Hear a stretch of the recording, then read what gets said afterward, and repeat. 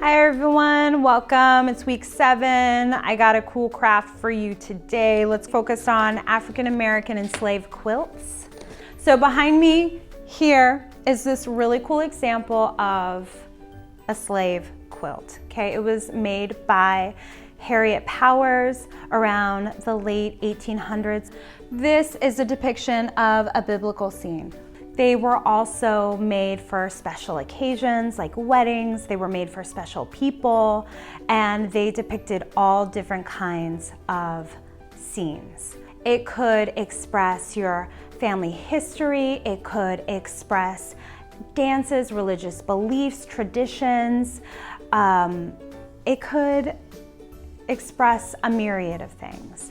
I really loved Harriet Powers' quilt. I thought it was so cool, and I was like, oh, I want to make something like that. So what I did was I searched my memories, and I came up with this particular memory that I wanted to make my quilt square out of. Quilts can be whatever you want them to be. Whatever you want to express, you can express it in a quilt. This is my personal memory of a time when me and my friend, we went looking for a banana slug because we were at UC Santa Cruz, and what the rumor was is that if you could find a banana slug and you would kiss it, you would have good luck for your whole time at UC Santa Cruz. So we went through like the Porter Woods area. We went through some caves. I don't like the caves. We went through some streams and like deep into the forest in Santa Cruz. And we come to this pond or this like lake area, and we're like going through it, and I literally see this sparkled rock. It's like pink and purple and has glitter all over it. And I go over to it, and there is a banana slug just hanging out. And so what did I do?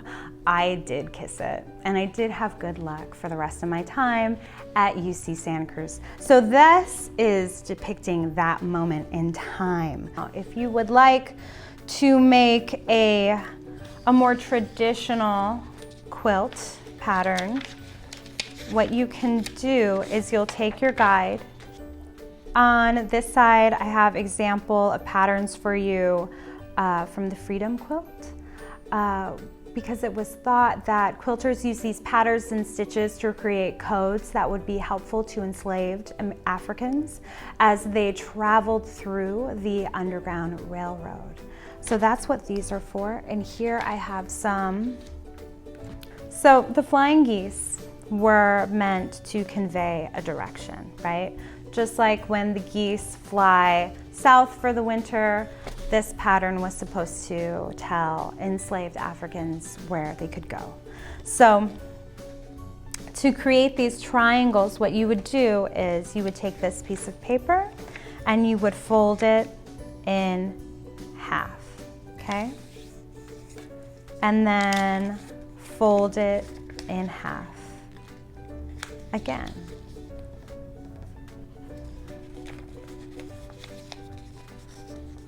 And then when you cut them out, you'd have squares. So over here, I've already got some squares cut out.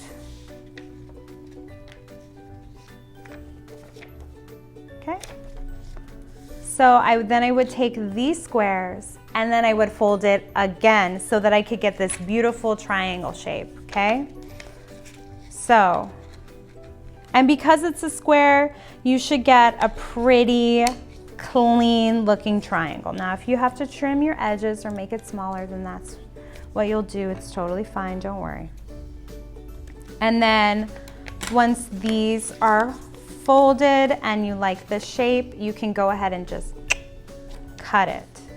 And then I'm going to glue them into a direction. Now, the cool thing about these quilts is that like the meaning, the emotion, like everything that you bring to it is in the quilt. So it can literally be whatever you want it to be.